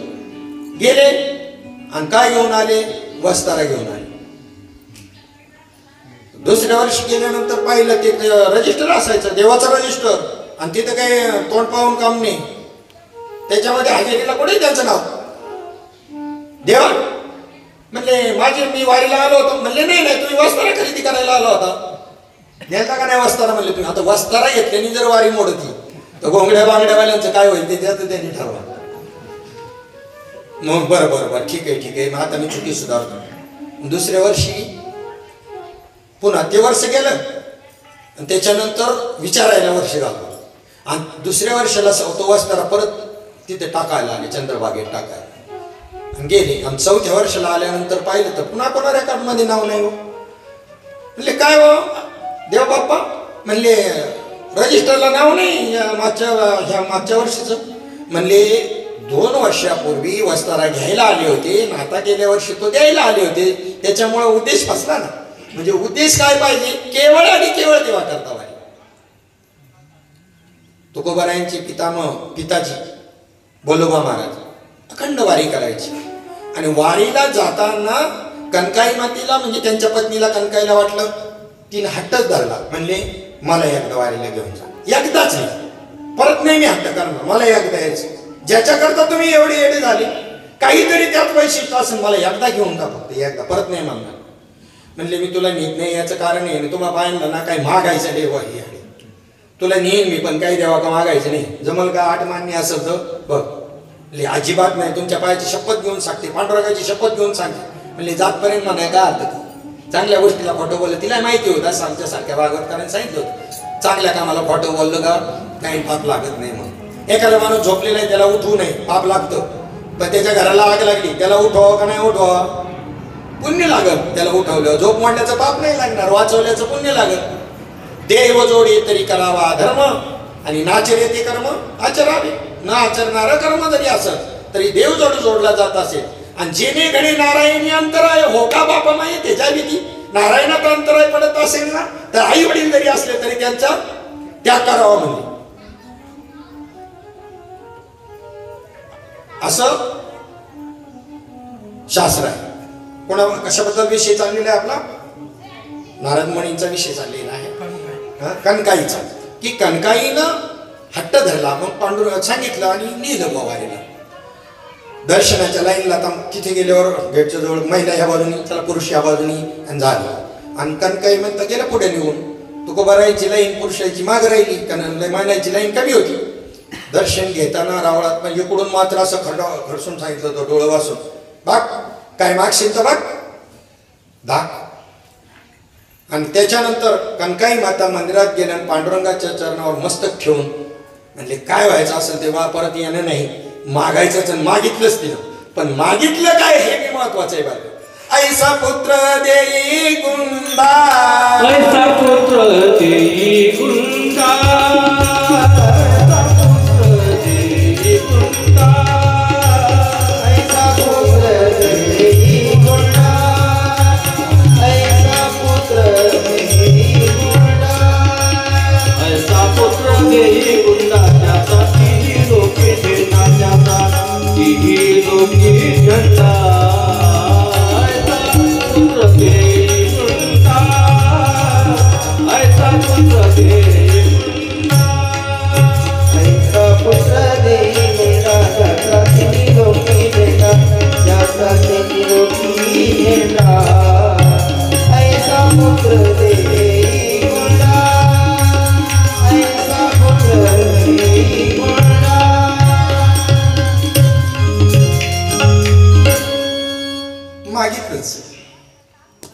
ऐसा पुत्र देई गुंडा ज्याचा तिन्ही लोकी झेंडा.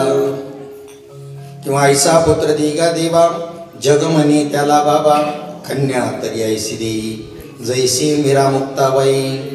अरे आपली संपत्ती म्हणजे आपली संतती, हीच संपत्ती समजायला पाहिजे तुम्ही घरामध्ये. सद्गुण आणि संस्कार क्षम अशा प्रकारची जर संतती प्राप्त झाली, काय करता संपत्तीला?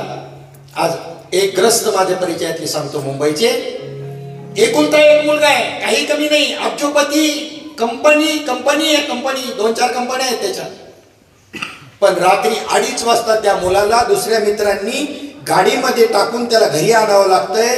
ही स्थिती आहे त्याची. ही स्थिती काय म्हणत असतील आई बाप? सांगा बरं, सांगा ना मला, काय म्हणत असतील? आणि म्हणून या ठिकाणी या कलियुगामध्ये कथेचा विक्रय होऊ लागला, या कलियुगामध्ये अन्नाचा विक्रय होऊ लागला आणि त्यामुळे मी उदास झालो आणि असा चिंतातूर बसलेला आहे. कलियुगाचा दोष पाहत पाहत फिरत फिरत या ठिकाणी मी वृंदावनामध्ये आलो. पुष्करादी सर्व तीर्थ करत इथपर्यंत त्या ठिकाणी आलो, वृंदावनापर्यंत. आणि हे सनकादिक मुनींना सांगता येतं आणि तिथली स्टोरी आपण इथपर्यंत आलो होतो की भक्ती ही कथा सांगते. जीर्णताम गुर्जरे, गुजरातमध्ये मी तर फार म्हातारी झाली.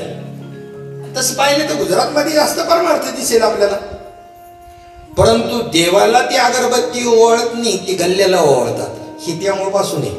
म्हणजे लक्ष्मीचे जास्त उपासक आहेत, लक्ष्मीपतीचे उपासक कमी आहेत आपल्याला वाटतं, पण ते लक्ष्मीचे जास्त उपासक आहेत.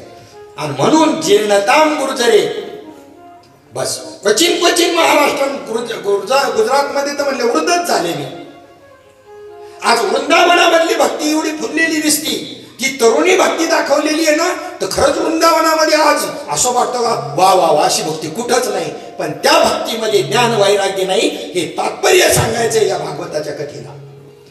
आणि मग तिथे प्रतिज्ञा केली की तुझ्या या ज्ञान आणि वैराग्य रूपी पुत्रांना जागवण्याचं काम मी करीन. या नारदाच्या गादीवरून आजपासून हिला नारदाची गादी संबोधलं जाईल आणि कीर्तनकाराने त्या नारदाच्या गादीवर उभं राहून काय जागवायचंय? ज्ञान आणि वैराग्य जागवायचंय. ही प्रतिज्ञा केली कोणी? नारद मुनींनी. आणि नारद मुनींनी प्रतिज्ञा केल्यानंतर त्यांनी त्यांच्या कानामध्ये, त्या पुत्रांच्या ज्ञान आणि वैराग्याच्या कानामध्ये उपदेश केला. उठी उठी ज्ञानात झाला शिपावन, तुझं ध्यान कळू आले. पण तरी हल्ले सुद्धा नाही. त्यांच्या कानामध्ये वेदांत घोष केला, वेदांताच्या श्रुती त्यांच्या कानात सांगितल्या, पण हल्ले सुद्धा नाही. गीतेचे श्लोक सांगितले, थोडस जांभळ्या दिल्या, मोडल्यासारखं केलं, पण पुन्हा झोपले. वेद मंत्र उच्चाराने, गीतेच्या श्लोकांनी जागृती आली नाही. मग मात्र चिंतातूर झाले, यांना पूर्वस्थितीवर आणायचं कसं? आणि त्याच वेळेला आकाशवाणी झाली की संतांना शरण गेल्यानंतर तुम्हाला मार्ग मिळेल, याच्यावरचा उपाय मिळेल. जसं 15व्या अध्यायामध्ये 15व्या श्लोकामध्ये आणि 3 ओव्या त्याच्या खाली जे आलेल्या आहेत, 419, 420 आणि 421, तिथे बी हाच उल्लेख आहे. पा एरवी सर्वांच्या हृदय देशी मी आमोका हे ऐसी, जे बुद्धिस्पुरे आरमेशी ते वस्तुगामी. तुमच्या हृदयामध्ये मी आहे अर्जुना, सर्वांच्या हृदयामध्ये मी आहे. परंतु परिसंता सवे वसता, योग ज्ञानी पैसता, गुरुचरण उपासिता वैराग्यसी. साधन काय सांगितलं? संतांच्या संगतीमध्ये जाऊन योग प्राप्त करून घ्या. ते सांगतील तो योग प्राप्त करून घ्या आणि त्या गुरुचरणाची उपासना करा. वैराग्याच्या माध्यमामधून तुम्हाला हाच उपाय. येणेची सत्कर्मे, सकारात्मक वापरला, चच जोडला. येणे सत्कर्मे न म्हणता येणेची केवळ आणि केवळ याच सत्कर्मे नाही, येणेची सत्कर्मे. पुढे काय? अशेषही ज्ञान विरमे, जयांचे अविश्रामी आत्मस्वरूपी. ज्याचा हा अहंकार आत्मस्वरूपामध्ये लीन होईल, केवळ आणि केवळ एवढ्याच. बाकी सगळी साधनं एकही साधन नाही. त्या हृदयस्थाची प्राप्ती करण्याचं एकमेव साधन माऊली ज्ञानोबा सांगतात, येण्याची सत्कर्मे. आणि म्हणून त्यांनी प्रतिज्ञा केली. आकाशवाणी तर झाली, पण आकाशवाणी मी कायनू वायनू सांगते. त्या संतांचं नाव तर सांगायचं, त्यांचं गाव तर सांगायचं, म्हणजे जाऊन त्यांना शरण गेलो असतो आणि पटकन उपाय केला असता. मुद्दाम सांगितलं नाही. कारण आहे यांच्याकडून काही सेवा घडावी, साधना घडावी.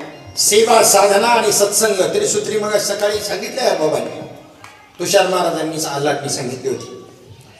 तर ज्याच्या जीवनामध्ये साधन घडत नाही, सद्गुरूकडून साधन मिळालंय, पण साधन घडत नाही. न घडण्याचं कारण आहे सुकृत नाही. काय नाही? साधूनी कृपा केली, उदार होता म्हणून दिला रे उपदेश.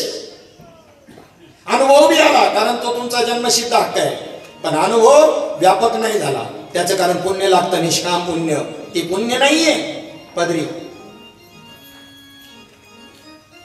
मग ते पुण्य जर असेल तरच त्या साधनाची काय होईल? त्या साधनाचा काय होईल? अनुभव त्या ठिकाणी प्राप्त होईल. आता एक पहा, मिळाला बोध साधू, अनुभव बी आला, पण पाण्यावरच्या रेषे सारखा. पाण्यावरची रेष मारली किती वेळ टिकेल? तसा अनुभव आहे तुमचा. तो अनुभव वज्रलेप झाला पाहिजे, दगडावरच्या रेषेसारखा झाला पाहिजे, व्यापक झाला पाहिजे. मग आकाशवाणीनं सांगितलं आणि त्या संतांच्या शोधामध्ये निघाल्यानंतर निष्काम कर्म साधेल, संतांची सेवा घडेल म्हणून डायरेक्ट उपाय नाही सांगितला. आणि म्हणून मी फिरत फिरत इथपर्यंत आलेलो आहे. त्याच्याबद्दलचा उपाय मला सांगा. संतांच्या चरणावरती नतमस्तक झाले नारद मुनी सनत कुमारांनी कथा. म्हणजे तेव्हा त्यांना उपदेश नव्हता, अनुग्रह नव्हता असं नाही. ध्यानात घ्या बरं का, त्यांना अनुग्रह आधीच आहे. नारद मुनींना ब्रह्मदेवाचा अनुग्रह, चतुश्लोकी भागवताचा जो काही सार आहे, जे नाम आहे, जो बोध आहे, मुख्य महाविष्णू चैतन्याचे मूळ संप्रदाय फळ तिथून या हंस्वरूपी ब्रह्मा उपदेशी श्रेयानी चतुश्लोकीचारी ते गुजविदाता सांगे. निळूबराय सांगतात परंपरा चैतन्य संप्रदायाची. ते गुजविदाता सांगे नारदासी, नारदे व्यासासी. नारदांना अनुग्रह होता पण विनियोग कळला नव्हता, म्हणून विनियोगाकरता सनत कुमारांना शरण जावं लागलं. सनकादिक ऋषींना का? नाम माहित होतं मच्छिंद्रनाथांना, मच्छीच्या पोटामध्ये असतानाच ऐकलं होतं, परंतु विनियोग करून घेण्याकरता गुरुदेव दत्तात्रेयांना शरण जावं लागलं. तैसे तोंडी ब्रह्मनाम जरी माहिती असेल तुम्हाला, हाती ते सात्विक कर्म, परी विनियोगे विनकाम विफळ होय. पण त्या नामाची रीत माहित नसेल तर तुम्हाला अनुभव येणार नाही. कांद्यामध्ये कांद्याचं बी आहे, पण टर्कल सोलत बसल्याने मिळणार नाही. कांदा अर्धा कापा, बुडाकडचा भाग जमिनीमध्ये लावा, त्याच्यामध्ये 4 महिन्याने डोंगळा येईल आणि त्यात कांद्याचं बी आहे. तसं दुधामध्ये लोणी तैसा जेही चक्रपाणी सगळं पाठ आहे, तोंड पाठ आहे. रीत काय? मंथुनी नवनीता तेशी ज्ञान ते सांगताना दुधातलं लोणी काढायची रीत सांगायची तुम्हाला त्यांना. वाया व्यर्थ कथा सांडी मार्ग म्हणताना दुधातलं लोणी काढायचं नाही सांगायचं त्यांना. काय सांगायचं तुम्हाला? नामाचा विनियोग समजून घ्या, म्हणजे तुम्हाला नाम कसं घ्यायचंय. सुरत में गुरुमूर्ती रहे, अंतकरणामध्ये श्री गुरुमूर्तीचं ध्यान करा. सासो में हरिनाम, आणि श्वासामध्ये भगवंताचं नाम धारण करा. यही भजन की रीत है जानी संत सुजान. तन के तमुरे वेदो, तन के तमुरे वेदो, सासों के तार बोले जय सिया राम, जय राधे श्याम, जय सिया राम, जय राधे श्याम. तन के तमुरे वेदो, तन के तमुरे वेदो, तन के तमुरे वेदो, तन के तमुरे वेदो, सासों के तार बोले जय सिया राम, जय राधे श्याम, जय सिया राम, जय राधे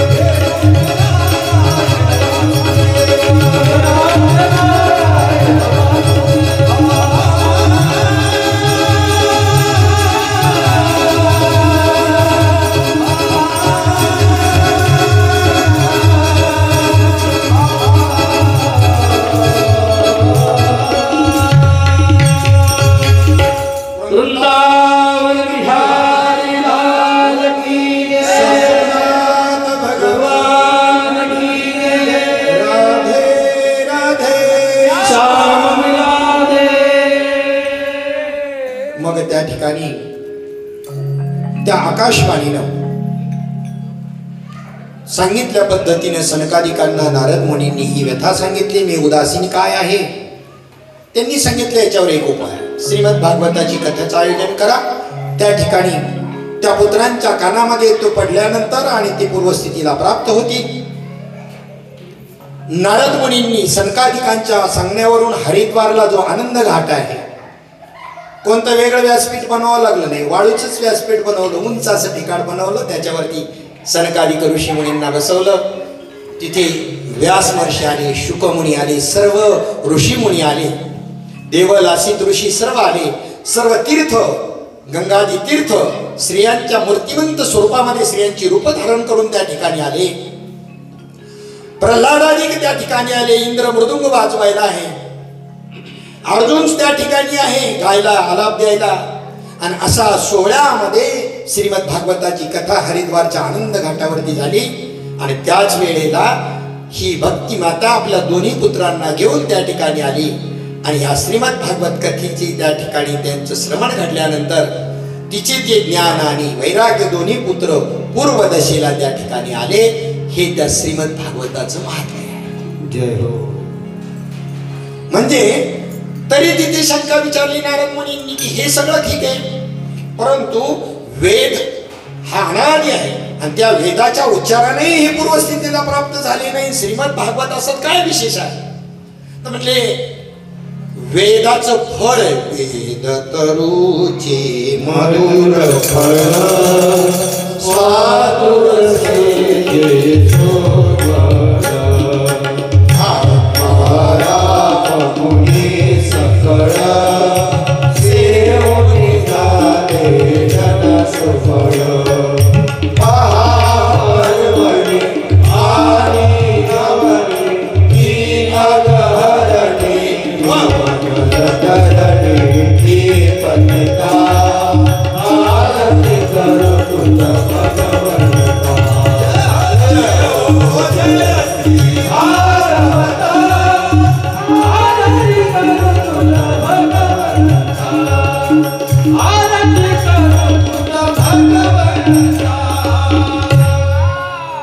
सनकादिकांनी सांगितलं. मुळापासून त्या ठिकाणी अंकुर फुटून झाड होतं, त्याच्या फांद्या तयार, खोड तयार होतं, त्याच्या फांद्या तयार होतात, त्याला फुलं येतात आणि त्याला नंतर फळ येतं. आणि त्या फळ जे आहे ती वेद तरुचंच फळ आहे भागवत हे फळ. परंतु फळाचा रस खोडामध्ये नाही मिळायचा, मुळामध्ये नाही मिळायचा, पानामध्ये फुलामध्ये नाही मिळायचा, तर फळामध्येच मिळेल. आणि म्हणून हा परिणाम झाला. श्रीमद भागवत कथा महात्म्य हा आजचा पद्मपुराणामधला एक कथेचा प्रसंग. दुसरी कथा आत्मदेव ब्राह्मणाची धुंदुकारीची आहे की जिथे प्रेताचा सुद्धा उद्धार होतो तर जिवंत माणसाचा उद्धार होईल. यात नवल काय हे श्रीमद भागवत महात्म्य आपण उद्याच्या सकाळच्या सत्रामध्ये पाहणार आहोत. पारायणकर्त्या मंडळींनी आपला वेळ पाळला, अर्धा तास अगोदर पारायण थांबवलं. मग आम्ही त्या ठिकाणी 5 ते 5:15 करणं योग्य नाही आणि कधी करणारही नाही. 5 मिनिटं बाकी असताना आपण या ठिकाणी थांबत आहोत. कारण नुसतं श्रीमद भागवत कथा नाही तर श्रीमद भागवत कथा नंतर हरिपाठ आहे, हरिपाठाच्या नंतर पुन्हा कीर्तन सेवा आहे, जागर भजन आहे, असा भरगच्च कार्यक्रम आहे. आपण सर्वांनीच ही शिस्त पाळायची आहे. पारायण तुमचं आहे, श्रीमद भागवत कथा आमची आहे असं वाटून नाही घ्यायचं बरं का. सगळ्यांनी आपण पारायण तुमचं, श्रीमद भागवत कथा नाही, सगळे कार्यक्रम आपले सगळ्याचे.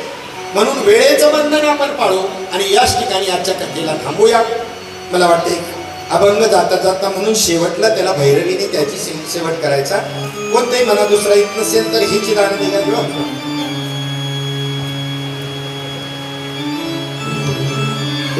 दान देगा देवा तुझा विसर न व्हावा, विसर न व्हावा, तुझा विसर न व्हावा.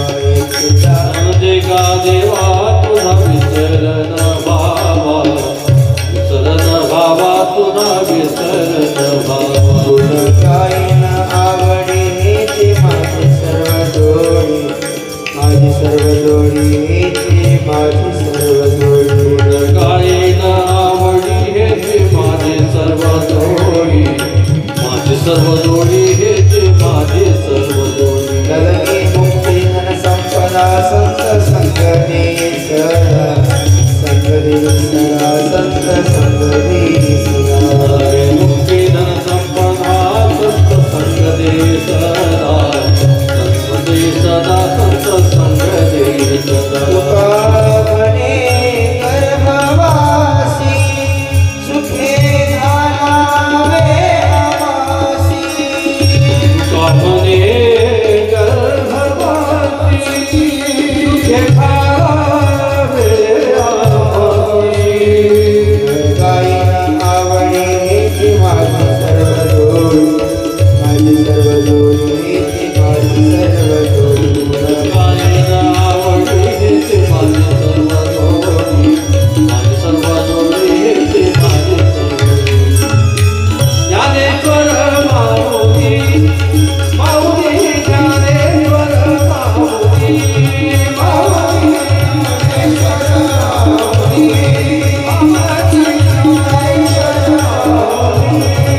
माऊली ज्ञानेश्वर माऊली, माऊली ज्ञानेश्वर माऊली,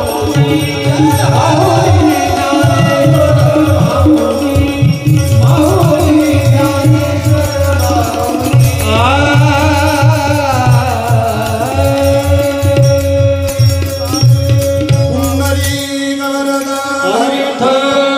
पुंडलिक वरदा माऊली ज्ञानेश्वर महाराज सद्गुरुनाथ भगवान की जय. राधे राधे. ताबडतोब हरिपाठाला सामुदायिक हरिपाठाला सुरुवात होईल. हँडबिलनुसार सर्व कार्यक्रम वेळेमध्ये होतील. कथेची वेळ फक्त सांगतोय, उद्या बरोबर 10 ते 12 सकाळी आणि दुपारी 3 ते 5 ही भागवत कथेची वेळ राहील. सर्वांना जय आहे. प्रिय भाविक सज्जनो, श्रीमती रंजनाताई किसनराव बोथे यांच्या 77व्या अभिष्ट चिंतन सोहळ्यानिमित्त